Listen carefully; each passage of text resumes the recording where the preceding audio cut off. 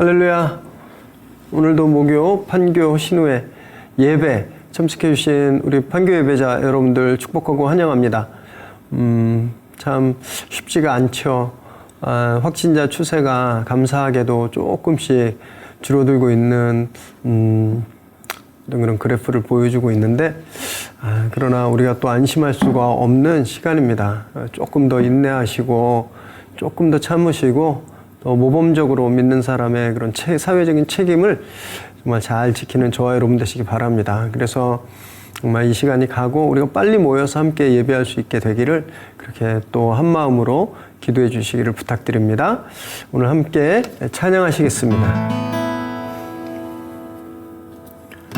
허무한 시절 지날 때, 깊은 한숨 내쉴 때, 그런 풍경 보시며 탄식하는 분 있네. 고와 같이 너희를 버려두지 않으리. 내가 너희와 영원히 함께하리라.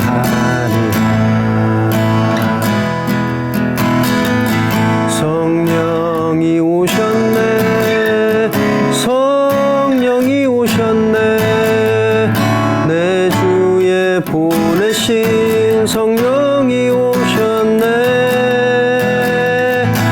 우리 인생 가운데 친히 찾아오셔서 그 나라 꿈꾸게 하시네. 억눌린 자 갇힌 자, 억눌린 자 갇힌 자, 자유함이 없는 자, 피난처가 되신 성령님 계시네. 주의 영이 계신 곳에 잠자유가 있다네. 진리의 영이신 성령이 오셨네. 성령이 오셨네. 성령이 오셨네. 내 주에 보내신 성령이 오셨네. 우리 인생 가운데 친히 찾아오셔서 그 나라 꿈꾸게 하시네. 성령이 오셨네. 성령이 오셨네. 성령이 오셨네. 내 주에 보내신 성령이 오셨네. 우리 인생 가운데 친히 찾아오셔서 그 나라 꿈꾸게 하시네.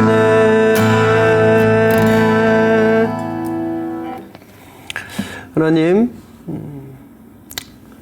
참 어려운 시간들, 절망처럼 보이는 이 시간들 은혜로 견디게 하시고 또 안전하게 지켜주셔서 감사합니다. 오늘 말씀 앞에 저희 불안한 마음들, 두려움들, 온갖 뛰노는 감정들 다 내려놓고 오직 주님 주시는 말씀에 귀 기울이기로 결단할 때 오늘 우리를 회복시키시고 힘주시는 하늘의 말씀이 오늘 우리 마음 가운데 가득 차게 하여 주옵소서. 그래서 우리 현장에서 하나님의 아들, 딸로 그렇게 살아가는 저희들 되게 하여 주옵소서. 예수님의 이름으로 기도드립니다. 아멘. 우리 주님께 한번 감사의 영광의 박수 드리겠습니다.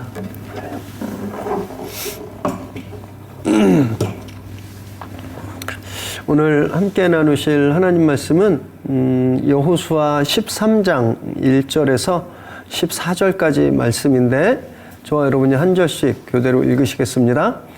여호수아가 나이가 많아 늙음에 여호와께서 그에게 이르시되 너는 나이가 많아 늙었고 얻을 땅이 매우 많이 남아 있도다. 이 남은 땅은 이러하니 블레셋 사람의 모든 지역과 구술 족속의 모든 지역 곧 애굽 앞 시홀 시내에서부터 가나안 사람에게 속한 북쪽 에그론 경계까지와 블레셋 사람의 5 통치자들의 땅 곧 가사 족속과 아스돗 족속과 아스글론 족속과 가드 족속과 에그론 족속과 또 남쪽 아위 족속의 땅과 또 가나안 족속의 모든 땅과 시돈 사람에게 속한 무아라와 아모리 족속의 경계 아벡까지와 또 그발 족속의 땅과 해 뜨는 곳에 온 레바논 곧 헤르몬 산 아래 바알갓에서부터 하맛에 들어가는 곳까지와 또 레바논에서부터 미스루봇 마임까지 산지의 모든 주민 곧 모든 시돈 사람의 땅이라.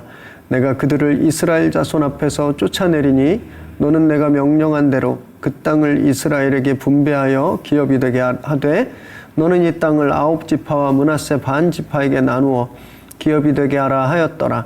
므낫세 반 지파와 함께 루벤 족속과 갓 족속은 요단 저편 동쪽에서 그들의 기업을 모세에게 받았는데 여호와의 종 모세가 그들에게 준 것은 이러하니 곧 아르논 골짜기가에 있는 아로엘에서부터 골짜기 가운데 있는 성읍과 디본까지 이르는 메드바 온 평지와 헤스본에서 다스리던 아모리 족속의 왕 시온의 모든 성읍 곧 암몬 자손의 경계까지와 길르앗과 및 구술 족속과 마아갓 족속의 지역과 온 헤르몬 산과 살르가까지 온 바산 곧 르바의 남은 족속으로서 아스다롯과 에드레이에서 다스리던 바산 왕 오게의 온 나라라. 모세가 이 땅의 사람들을 쳐서 쫓아냈어도 구술 족속과 마아갓 족속은 이스라엘 자손이 쫓아내지 아니하였으므로 구술과 마아갓이 오늘까지 이스라엘 가운데에서 거주하니라. 오직 레위 지파에게는 여호수아가 기업으로 준 것이 없었으니 이는 그에게 말씀하신 것과 같이 이스라엘의 하나님 여호와께 드리는 화제물이 그들의 기업이 되었음이더라. 아멘. 오늘 우리에게 주시는 하나님의 말씀입니다. 지난주 12장 말씀에선 이제 이스라엘이 7년간의 전쟁을 다 마치고 위대한 결산의 시간을 보냈죠. 남쪽에서부터 북쪽, 동쪽에서 막 서쪽까지 이 지중해 연안까지 그들이 정복한 가나안의 주요 도시들의 이름을 하나도 빼놓지 않고 기록했습니다. 요단 동쪽 말고 서쪽에서만 31개 성읍이었어요. 근데 저희가 한번 좀 상상해 보면 좋겠는데요. 여호수아가 자기들이 7년간 전쟁하며 얻은 그 성들의 이름을 하나씩 다 호명할 때 이스라엘이 어땠을까요?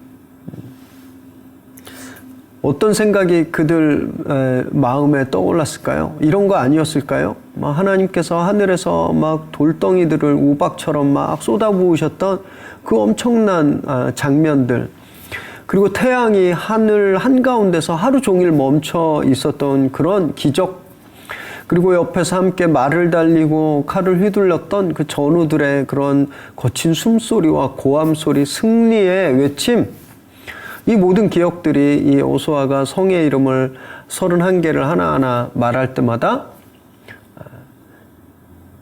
그들 마음속에 떠올랐을 겁니다. 얼마나 감동적이었을까요? 저는 이 거룩한 감동이 오늘 우리들의 것이 되기를 정말 바랍니다. 하나님께서 우리에게 주셨다고 하는 그 판교의 그런 성읍들 있죠? 그 성읍들 이름이 다 하나하나 생각날 때마다 하나님이 이 땅을 우리에게 주셨구나라는 그런 감동이 우리에게 있게 되길 바랍니다. 이들이 이렇게 31개 성읍을 점령했지만 이스라엘은 아직 정복해야 하는 땅이 훨씬 더 많이 남았습니다. 그래서 1절에 보면 매우 많이 남아있다 이렇게 말씀하고 있죠. 그리고 그 땅이 이제 그 남은 땅이 2절에서 6절까지 나오는데 저희 지금 지도를 보여드릴 수가 없어서 좀 그렇지만 이스라엘 지도를 이렇게 한번 그려보세요. 이렇게 약간 기울어진 왼쪽이 더 이렇게 넓게 퍼진 종 같은 모양의 땅인데 그 중간에 갈릴리 호수와 사해가 있고 요단강이 이렇게 흐르고 있습니다. 근데 여기가 마치 이렇게 나비 모양처럼 이렇게 그려보시면 그 강을 중심으로 두 날개, 여기만 이스라엘이 점령했고 동쪽과 서쪽, 북쪽과 남쪽 여전히 그 많은 땅들이 아직 비점령지로 남아 있었던 거예요. 근데 이렇게 땅이 많이 남았는데 여호수아가 나이가 너무 많은 겁니다. 이제 전쟁에 직접 나가기가 좀 어려워진 거죠. 이 나이가 어때쯤 몇 살쯤 됐을까 우리가 이렇게 정확히 알 수는 없지만 그래도 이 당시 지난주에 저희가 갈렙의 나이를 한번 계산해 봤는데요. 갈렙의 나이가 85쯤 됐습니다. 이때. 그럼 여호수아는 그보다 한 10살 정도 많지 않았을까? 100세가 조금 100세 가까이 되지 않았을까? 이렇게 추측할 수 있죠. 너무 이제 기력이 쇠해서 이 전쟁을 직접 할 수가 없는. 그래서 하나님께서 이제 나머지 과업을 각 지파에게 이제 배정해주고 계시는 거죠. 여러분, 우리가 내비를 켜고 이제 운전을 할 때 모르는 곳을 찾아갈 때 제일 중요한 장소가 어딘지 아세요? 목적지 또는 경유지? 여러분, 그보다 더 중요한 장소가 있는데요. 내가 있는 현재 위치입니다. 내가 있는 위치가 제일 중요해요. 여러분, 그래서 내비를 켜면 맨 제일 중앙에 내 차의 위치가 있는 겁니다. 내가 어디에 있는지 알아야 찾아갈 수 있는 거예요. 내가 어디에 있는지를 알아야 목적지를 가든 경유를 하든지 간에 거길 찾아갈 수 있는 거죠. 하나님께서 지금 여호수아에게 여호수아의 현 위치를 정확하게 말씀하십니다. 나이가 많았다라고 말씀하시는 거예요. 이제 더 이상 이 임무를 수행하기가 어렵다 이렇게 말씀하시는 겁니다. 아직 땅을 정복해야 되는 이 사명은 끝나지 않았죠. 계속 진행되어야 해요. 그런데 지금 여호수아의 현재 상황, 현재 위치가 그것을 감당할 수 없는 그런 상황이었습니다. 그래서 하나님께서 이제 그 다음 사명을 다음 주자들에게 바통 넘기듯이 넘기라고 이제 말씀하고 계시는 거예요. 여러분, 이런 걸 굉장히 저희도 좀 심각하게 생각해 봐야 됩니다. 많은 문제가 내가 뭐 하는 사람이 내가 어디에 있는지 내 자리가 어딘지 모를 때 문제가 막 생기거든요. 나는 A열 셋째 칸에 앉아야 되는데 내가 로얄석에 막 가서 앉아 있으면 쫓겨나겠죠. 내가 어디에 있는지, 내 위치가 어디에 있는지 그래서 우리는 늘 살펴야 된다라는 겁니다. 그러지 않으면 너무 과하게 욕심을 부린다거나 아니면 너무 뒤에가 있게 되는 거죠.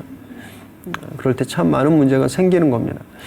매일매일 하나님이 나에게 주신 자리가 어디인가, 내가 어디에 서 있어야 되는가 말씀에 묻고 또 말씀이 우리에게 답하시는 대로 그 자리에 그대로 서 있는 저와 여러분 되시기를 정말 바랍니다. 6절에서 7절 함께 읽습니다. 6절에서 7절 말씀을 한번 보면요. 하나님께서 이렇게 루벤과 갓 그리고 므낫세 절반 지파를 뺀, 그럼 12개 지파에서 2와 2분의 1을 빼니까 9와 2분의 1이죠. 그래서 9개 지파와 므낫세의 절반이 이제 서쪽에서 영토를 분배받고, 그리고 나서 이제 따져보면 제3기 정복전쟁을 시작하게 하십니다. 왜 3기냐 하면요. 강을 건너기 전에 서쪽에서 모세의 지위로 시온과 옥의 영토를 차지했죠. 그리고 강을 건너서 요단의 서쪽 가나안에선 여호수아 지위로 31개 성을 7년간 다 정복했습니다. 이제 여호수아가 할 수 없어서 지파들이 그 전쟁을 이어받죠. 그래서 9와 2분의 1 지파가 이제 그 전쟁을 시작하는 겁니다. 그래서 3기 전쟁이라고 할 수 있는 거예요. 그런데 이렇게 그 받을 지역을 구분받아서 전쟁을 시작하기 전에 동쪽 지역의 범위를 먼저 기술합니다. 8절에서 12절까지가 그 동쪽 지역을 말하는데, 여기는 이미 그들이 가나안을 요단을 건너기 전에 전쟁했던 곳이죠. 근데 여기서 13절, 14절에 보면 굉장히 특별한 두 가지 말씀을 하고 있습니다. 13절에는 먼저요, 다 쫓아내고 정복해야 했는데 그러지 않고 남겨둔 두 족속에 대한 기록이 나와요. 그술과 마아갓입니다. 마아갓. 그리고 14절에는 땅을 기업으로 받지 못하는 레위 지파에 대해서 기록하고 있죠. 우선 그 남겨진 두 족속, 구술과 마아가 족속에 대해서 한번 보겠는데요. 이스라엘은 정복한 땅에 그 남겨진 족속을 진멸해야 됐습니다. 너무 잔인하게, 하나님이 잔인하게 피를 좋아하시는 분이기 때문에 여기 다 죽이라는 게 아니라 그들의 범죄가 이스라엘을 이렇게 상하게 할까봐, 감염시킬까봐 하나님께서 완전히 진멸하라고 하신 건데 그들을 남겨두게 되는 거죠. 그래서 두고 계속 골머리를 썩게 됩니다. 이 손톱에 가시가 박히면 이거 뽑아내야 되잖아요. 그러지 않고 계속 놔두면요, 이거 없어지는 게 아니라 곪습니다. 염증이 생기고 골마요. 그럼 나중에 정말 큰 수술을 해야 될 수도 있거든요. 바로 그런 일이 일어납니다. 이 구술과 마아가 족속을 남겨둬서 이스라엘 내의 우상 숭배가 계속 끊이지 않게 되죠. 결국 그 자극적인 우상 숭배에 동화되고 나중에 나라까지 망하게 되는 이런 비극을 겪게 됩니다. 실제로 다윗 시대에 보면요, 다윗이 나중에 구술왕 달메의 딸 마아가와 결혼을 합니다. 그리고 그 둘 사이에서 아들을 낳는데 그 아들이 압살롬이에요. 압살롬은 큰형 암논을 살해하죠. 그리고 나중에 반역을 일으켜 다윗을 몰아내기까지 하는데, 이런 일들이 이스라엘 역사에서 끊임없이 계속 일어나고 있다라는 거죠. 왜 이들을 남겨두었을까요? 하나님이 다 진멸하라 그랬는데 왜 남겨뒀을까요? 여호수아 17장과 또 사사기 여러 곳을 보면요, 그 이유가 나와 있는데 부려먹기 위해서입니다. 부려먹기 위해서. 종으로 삼아서 그들의 노동력을 가지고 농사를 짓고 그 먹고 살기 위해서 편하니까 종으로 삼은 거예요. 여러분, 처음엔 말씀에 순종했습니다. 그래서 뭐 여리고고 아이성이고 뭐 모든 성들 다 진멸했어요, 다. 근데 그 열정이 식어가는 거죠. 종으로 부려먹어 보니까 편한 거예요. 내가 3D 해야 되는데, 3D 더티 잡을 해야 되는데, 뭐 쓰레기 치우고 오물 치우고 뭐 이러는 거 이제 시키니까 너무 편한 거죠. 자기들의 유익을 위해서 남겨둔 겁니다. 이 부분은 나중에 다루게 되니까 좀 나중에 또 더 심각하게 다루기로 하고요. 14절에 보면 이제 레위 지파가 기업을 받는 그것에 대해서 나와 있습니다. 레위 지파는 기업을 받지 않았다라는 말이 13장에 2번, 14장에 1번, 18장에 1번 이렇게 총 4번이나 기록되고 있어요. 그리고 지금 이 본문은 요단강 동쪽, 가나안 정복 전쟁 시작하기 전에 그 트랜스조던에서 가나안 동쪽에서, 요단강 동쪽에서 전쟁하고 분배했던 이야기입니다. 그때 전쟁의 지도자는 모세였다고 말씀드렸죠. 근데 오늘 저희 한글 성경에는 여호수아라고 번역하고 있습니다. 한글 성경 말고 원래 원어는 그라는 단어, 히라는 단어로 쓰여 있는데, 그래서 다른 버전들 성경은 다 모세라고 번역하고 있어요.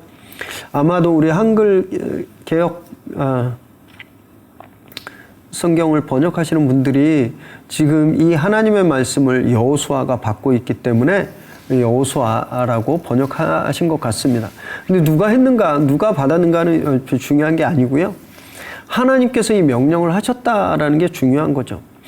하나님께서 왜 레위 지파에게 땅을 주지 말라고, 땅을 소유할 수 없다고 말씀하셨는가? 그들은 구별된 사람이었기 때문에 그렇습니다. 민수기 8장에 보면요, 하나님께서는 이들을 구별해서 거룩한 집, 하나님의 집, 성전, 그것을 섬기고 관리하기 위해서 그들을 따로 구별해 내셨어요.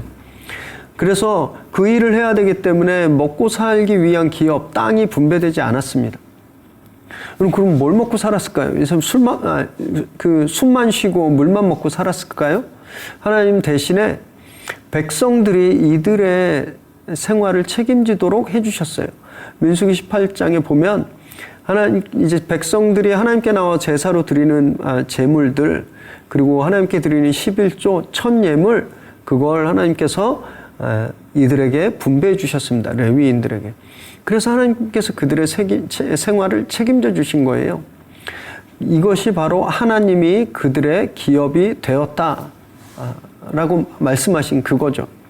여기서 기업은 컴퍼니, 뭐 회사가 아니라 인헤리턴스입니다. 유산, 상속, 소유, 유업 이런 걸 뜻해요. 하나님께서 대대로 그들의 그런 유산이 그들의 재산이 되어주셨다라는 뜻이에요.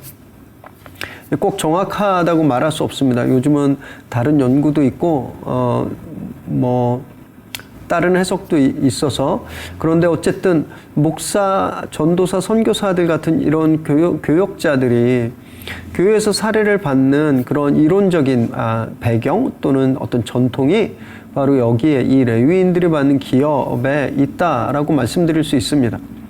교회를 섬기기 위해서 구별되고 콜링을 받은 사람들, 자신의 생업이 아닌 교회를 섬기고 관리하고 하는 그런 임무를 맡은 사람들이라는 거예요. 그래서 하나님께 바쳐진 헌물을 하나님께서 다시 분배해 주셔서 생활하는 사람들, 그런 사람들이 현대에는 목사, 전도사, 선교사, 간사들, 이런 교회를 섬기는 그런 풀타임 사역자들이다라고 말할 수 있죠. 많은 분들이, 그래서 좀 이렇게 제가 이민교회 생활을 좀 오래 했었는데, 이민교회 하신 분들은 그런 마인드가 굉장히 많으셨어요. 왜냐하면 한국보다 더 쉽게 교회를 개척할 수 있어서 그냥 마음 맞는 분 한 3가족만 모이면 목사님 한 분 모시고 교회를 할 수 있는 그런 이렇게 상황들이 됐습니다. 그러니까 교회들이 그래서 한 교회 생활하다가 그래서 막 갈라져 나와서 막 작은 교회들이 많이 생겨지고 그래요. 근데 참 안타까웠던 마인드는, 본인들이 그렇게 교회를 만들고 목사님이나 전사님들을 모셔오기 때문에 우리가 당신 먹여 살린다, 이런 마인드가 되게 강했습니다. 굉장히 위험한 생각이에요. 혹시 판교 우리 신우의 예배자분들 중에 목사님, 전사님은 내가 헌금 내는 걸로 먹고 사는데 왜 나한테 이거밖에 못해? 혹시 이런 마음을 가지고 계신다면 빨리 내려놓으시기 바랍니다. 하나님께 바쳐진 거예요. 내가 하나님께 드리면 그게 끝입니다. 그리고 하나님이 그것을 가지고 어떻게 쓰시는가는 하나님께 달려있는 거예요. 그렇기 때문에 드리는 것에서 끝나야 되는 겁니다. 그러지 않고 그것이 어떻게 누구에게 쓰이는가, 그게 거기까지 내가 내 권리다, 거기까지가 내 소유다라고 생각하는 순간 마음이, 신앙이 참 어려워집니다. 저는 저희 교회 분들에게 굉장히 자주 말씀드리는데, 교회 헌금하시다가 이게 아까우면 드리지 말라고 말씀드려요. 이렇게 기쁨이 없이, 헌금을 하는데 기쁨이 없으면 잠깐 멈추라고 말씀드립니다. 저희 교회 재정이 많아서가 절대 아니고요. 그게 영적으로 건강하기 때문에 그래요.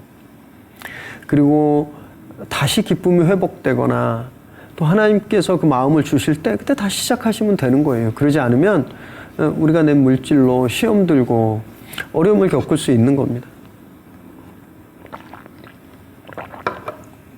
그럼 그렇게 하나님께 바쳐진 물질을 하나님께서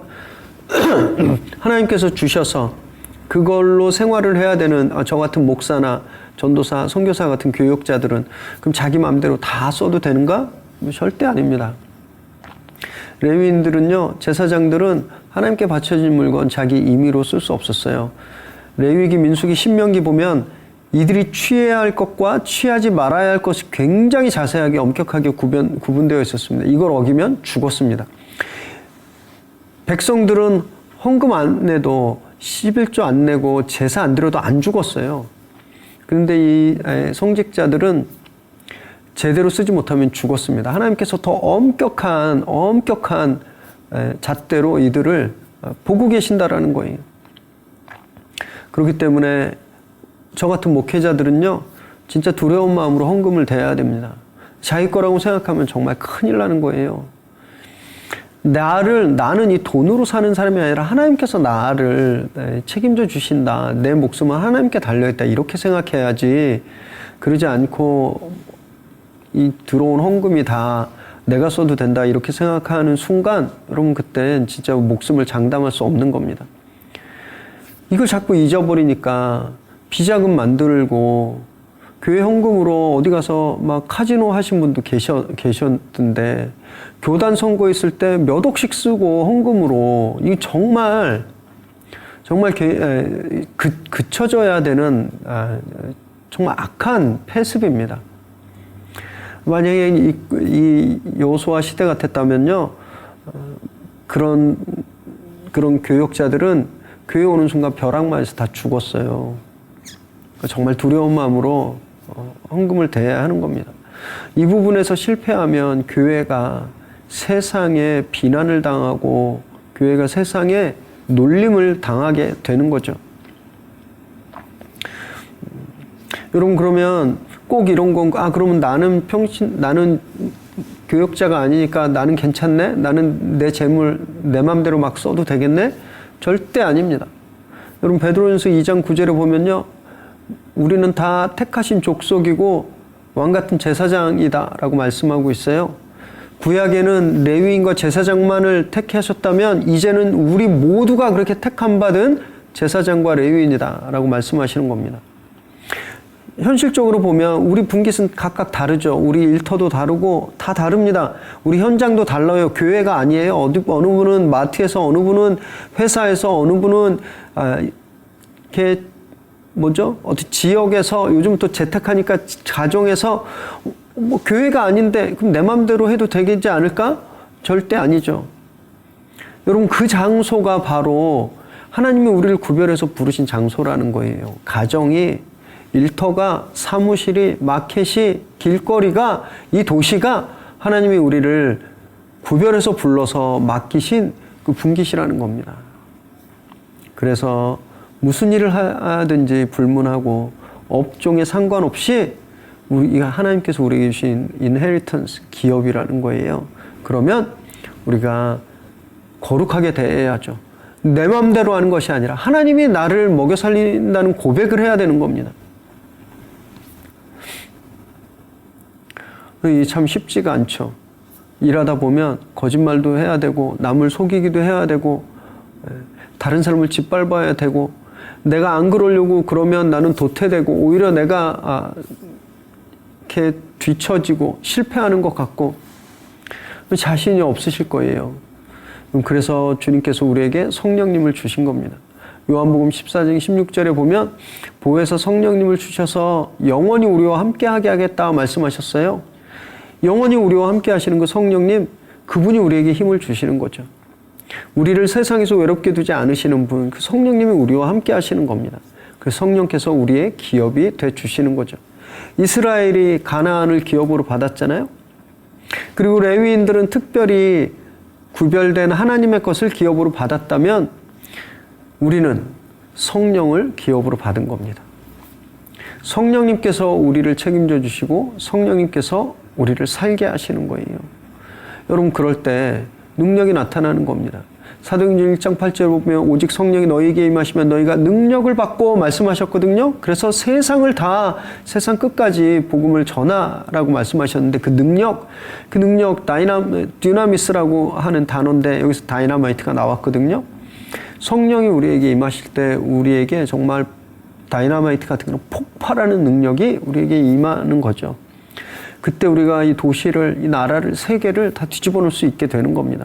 그것이 우리의 기업이라는 거죠.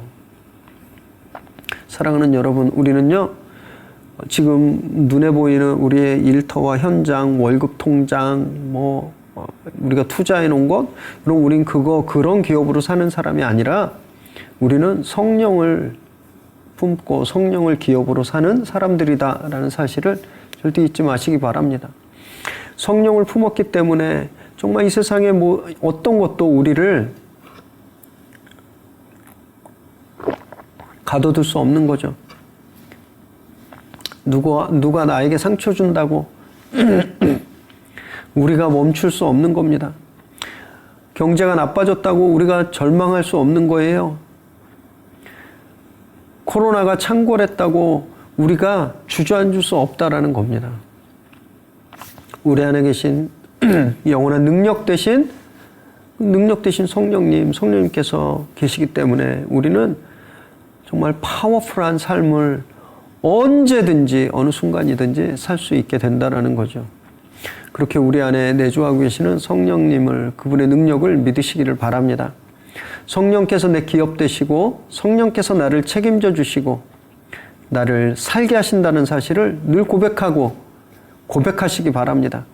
그래서 하늘을 기업으로 받아서 가정과 일터, 거하시는 모든 곳을 정말 하나님의 나라로 바꿔버리는 그런 강력한 파워를 가진 저와 여러분 되시기를 주님의 이름으로 축원합니다. 기도하겠습니다.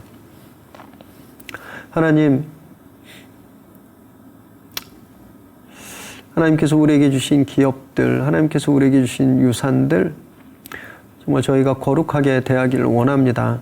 내 마음대로 써도 된다고 생각하지 말게 하시고 늘 우리에게 주신 것들을 거룩한 마음으로 하나님 것으로 대하는 저희들 되게 하여 주옵소서.